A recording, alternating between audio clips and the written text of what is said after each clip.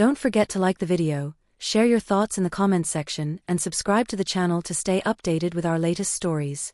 They say marriages don't break with thunder. They crumble in silence.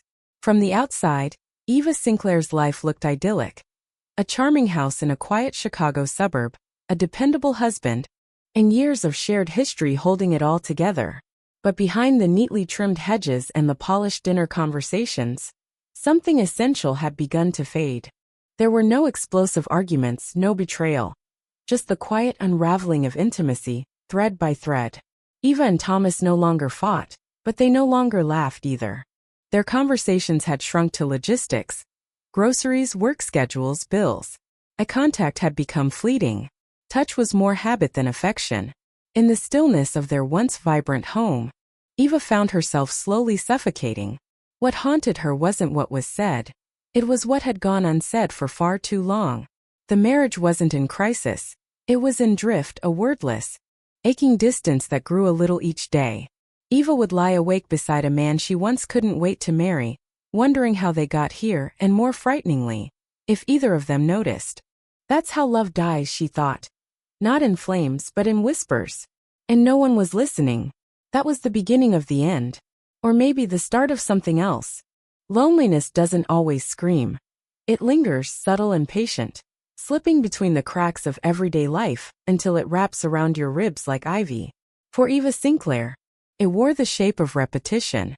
Her mornings began with the same quiet drip of coffee, the hum of her laptop, and the soft creak of hardwood floors beneath her bare feet. She worked from home as an interior stylist, creating beauty for others while her own world felt increasingly hollow. Her days were filled with Pinterest boards and polite client emails, but no real conversation. No presence. Thomas, once her favorite voice in the room, had become a muted presence, physically there but emotionally elsewhere. Swallowed by deadlines and endless screen time. Their interactions were functional. Did you pay the gas bill? Don't forget your appointment Tuesday. But no one asked how the other was feeling. No one noticed when Eva rearranged the living room, dyed her hair, or stopped humming when she cooked. The quiet had grown heavy, like a fog pressing against her chest. She wasn't miserable, just dull. Dull in a way that made her question if this was all life had left to offer. It wasn't sadness, not exactly, it was absence. Of connection. Of joy. Of being seen. She had everything that should have made her content. But even a beautiful life without warmth can feel like a museum. Elegant, curated, and cold. And as Eva stood in the stillness of her days, she realized she was vanishing inside the life she helped build. Ethan arrived like a spark in a dark room. Quiet, unexpected, and impossible to ignore. He wasn't someone Eva had been waiting for. Nor was she even aware she'd been waiting. He was simply there. A familiar face reintroduced through Thomas. An old high school friend, newly single, freshly returned to Chicago after a messy divorce. What should have been casual reconnection quickly grew into something else. At first, Ethan was just part of the background. Barbecues, football nights, the occasional dinner. But there was something about him, his easy laugh, his ability to really listen, the way he noticed things no one else did. He remembered that Eva once mentioned her love of oil paints, noticed the subtle change when she shifted the color palette in their dining room. When he asked questions, they weren't filler, they had weight, depth. And for the first time in a long time, Eva felt something stir that wasn't boredom or guilt. It was attention, recognition. Ethan wasn't perfect. He was still healing, a little broken around the edges. But maybe that's why Eva gravitated toward him. Because he looked at her not like someone fragile or invisible, but like someone vivid and real. He saw her in a way Thomas hadn't in years, maybe longer. And she began to realize, sometimes it's not desire that starts the danger. It's being seen, noticed, heard. That kind of intimacy, quiet, honest, unintentional, is the most dangerous of all. Because it doesn't shout, it whispers. And Eva was already leaning in. It started innocently. At least that's what Eva told herself. A glance that lingered. A text that made her smile longer than it should have. A compliment that warmed her in places she'd forgotten were cold. Ethan had a way of speaking to her that felt rare in a world full of noise. He noticed the quiet details. The way she tucked her hair behind her ear when she was nervous, the shift in her voice when she talked about her art. It wasn't flirtation, not exactly. It was something more intimate, recognition. And it was intoxicating. Eva began checking her phone more often, not because she was waiting on work emails, but because she hoped Ethan had messaged her. When she knew he'd be at a gathering, she put more thought into her outfit, told herself it was nothing, that it was harmless to want to feel beautiful again. But beneath those justifications was a pulse of something deeper. Longing. She hadn't felt wanted in so long that she forgot what it was like to anticipate someone's gaze. To feel seen in a room full of people. The connection between them was never declared, but it was there. In every shared joke, every slightly too long pause. Every silence that buzzed with unspoken meaning. Eva hadn't touched him, hadn't kissed him, but emotionally, she was drifting into dangerous waters and she knew it. Still, she didn't turn back. Not yet. Because sometimes the ache to be understood overpowers even the clearest voice of reason. Guilt arrived before anything physical ever did. It crept in during the in-between moments. When Eva caught herself smiling at her phone for no reason. When she replayed something Ethan had said long after the conversation had ended. She told herself it was harmless. That people were allowed to enjoy friendship, laughter, connection. But deep down she knew. She knew the flutter in her chest wasn't innocent. She knew the way she hesitated before deleting their messages meant something. Every time she saw Thomas, the weight of what she wasn't saying grew heavier. He hadn't changed, not really, still kind. Still responsible, still absent in that quiet, painful way. But Eva had changed. Something had shifted. A mirror had been held up to her emotional emptiness. And now she couldn't unsee it. Ethan wasn't asking for anything more, but he didn't have to. Just existing in her world. Just noticing her, had been enough to tip her off balance. The guilt didn't scream, it whispered, like a second voice in her head, reminding her she was crossing lines no one else could see. And yet, the hardest part wasn't the guilt itself. It was how alive she felt underneath it. How her world had gone from gray to color, even if that color came with thorns. She wasn't cheating, not in the way people define it. But she also wasn't innocent. Not anymore. And it terrified her how far she'd already gone without ever meaning to take a single step. Eva's guilt didn't stop her. It shadowed her, walked beside her, whispered warnings she chose not to hear. Every moment with Ethan was a paradox. Thrilling and suffocating, comforting and terrifying. She'd become an expert at performing her life. Smiling when Thomas came home. Making small talk over dinner, nodding at the right times. But beneath the surface she was split in two. One version of her folded laundry, and remembered to buy oat milk. The other lingered in memories of porch conversations, and text threads that made her pulse quicken. Living between these two worlds was exhausting. Eva began to question everything.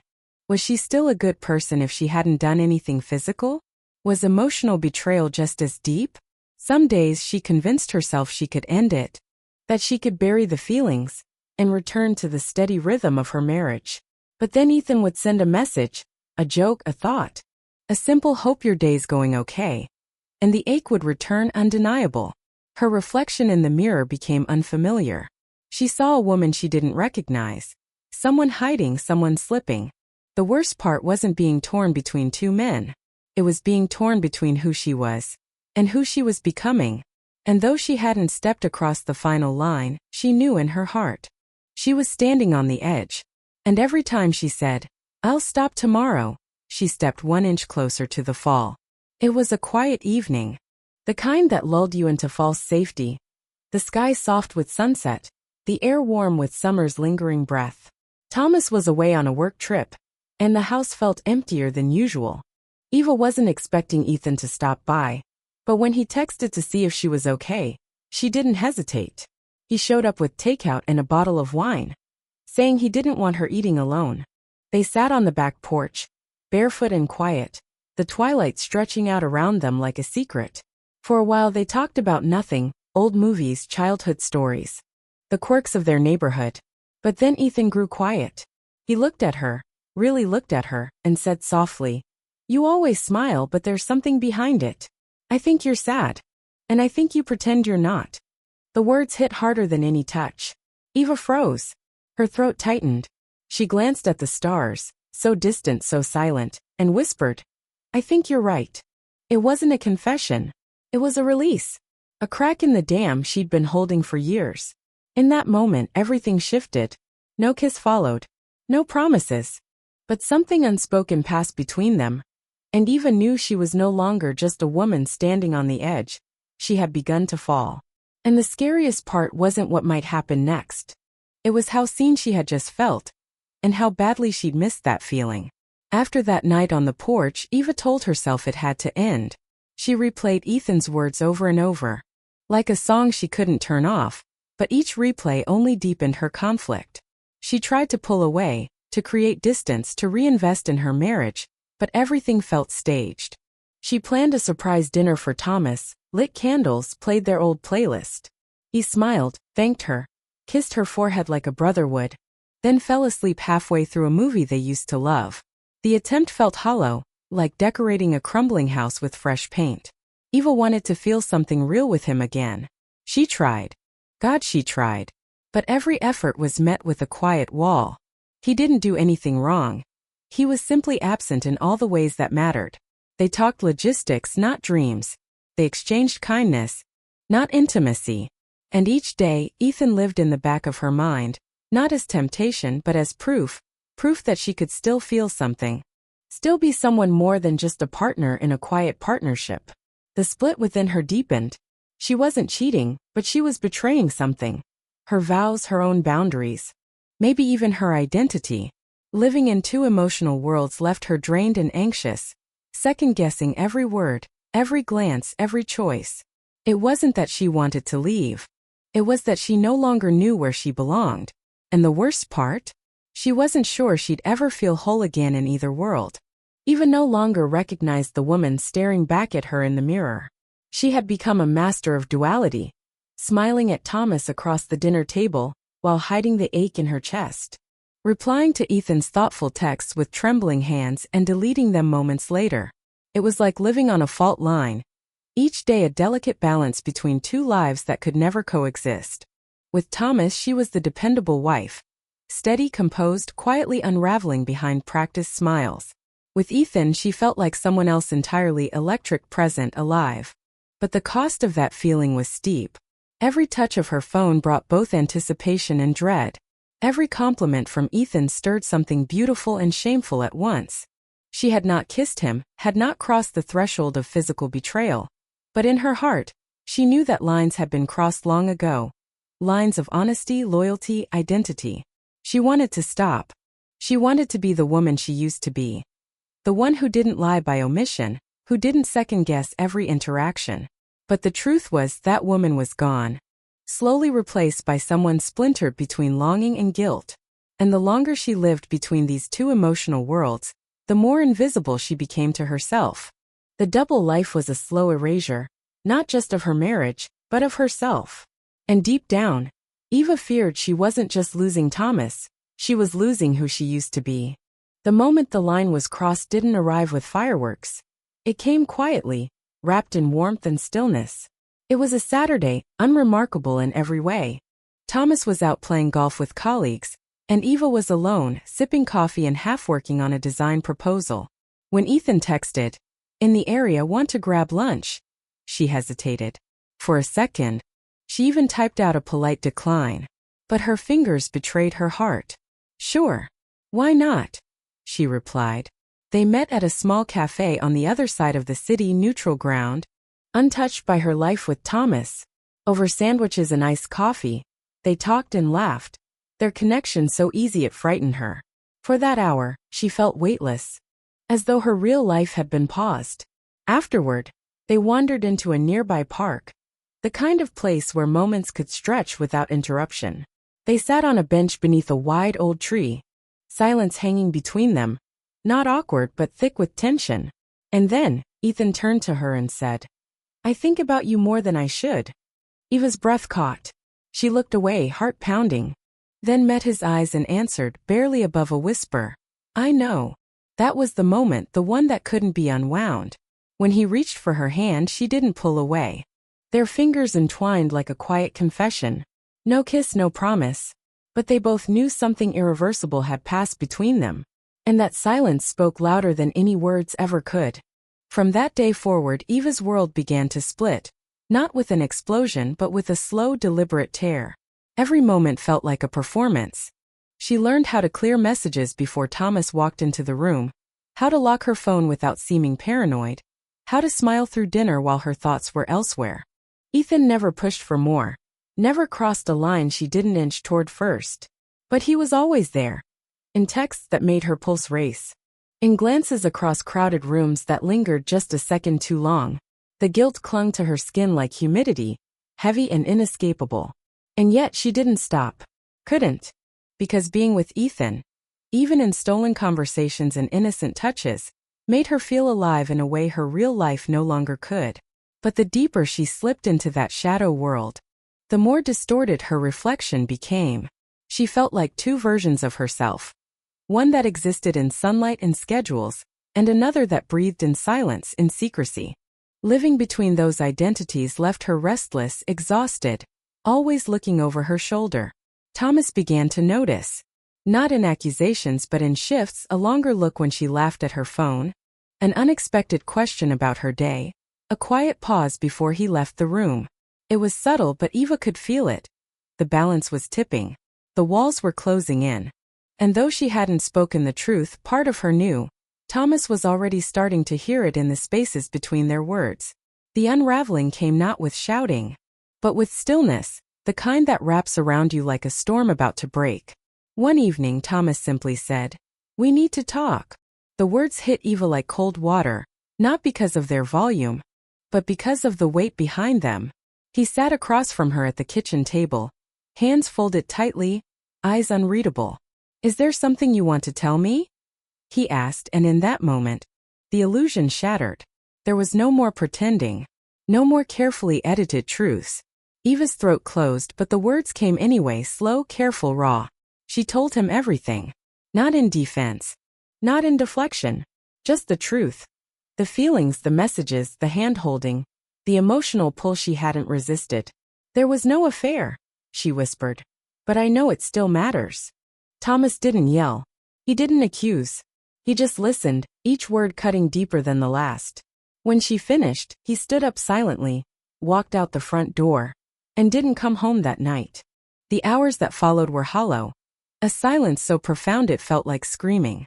Eva sat in the dark, knees drawn to her chest, trying to piece together when she had become this version of herself. She knew she hadn't meant to destroy anything. But love isn't only broken by betrayal. It can be undone by neglect, silence, and everything you didn't say when you should have. And now, with the truth laid bare, all she could do was wait, and hope something could still be saved. In the weeks that followed her confession, Eva lived in a kind of limbo, a quiet, suspended grief where nothing was certain and everything hurt. Thomas didn't leave for good, but he didn't come back, not really. He stayed with his brother for a while, returned only to gather clothes or sit silently at the edge of their shared life. There were no ultimatums, no dramatic final words, just space. Heavy echoing space. Eva tried to fill it with honesty. She started seeing a counselor, journaled late into the night, wrote letters to Ethan she never sent. She deleted every message, erased every thread of temptation, and promised herself not to return to that shadow. But healing is never immediate. Some days she felt like progress was possible. A kind word from Thomas, a shared memory that still made them both smile. Other days they were strangers in the same home, each retreating into silence, too afraid to ask what came next. The truth lingered between them, raw and unresolved, and Eva realized something painful. Love doesn't vanish in one moment. It fades in the choices you don't make, the conversations you avoid, the small ways you stop showing up. She didn't know if their marriage could survive, didn't know if trust could be rebuilt from rubble. But she understood now, love isn't passive. It's a daily decision. And she had stopped choosing. Maybe too late. But as she looked at Thomas across the kitchen one quiet morning, she made a silent vow. This time she would choose. In today's fast-paced world, it's easy to mistake routine for connection and silence for peace. But emotional distance doesn't happen overnight. It grows in the spaces where we stop asking, stop listening, stop seeing each other. If Eva's story teaches us anything, it's this: love needs attention. Not grand gestures, but daily presence. So take a moment today. Look your partner in the eye. Ask how they really feel. And listen without distraction. Don't wait for a crisis to realize what's slipping away. In a world full of noise, choosing to truly connect might be the most radical act of love you can offer.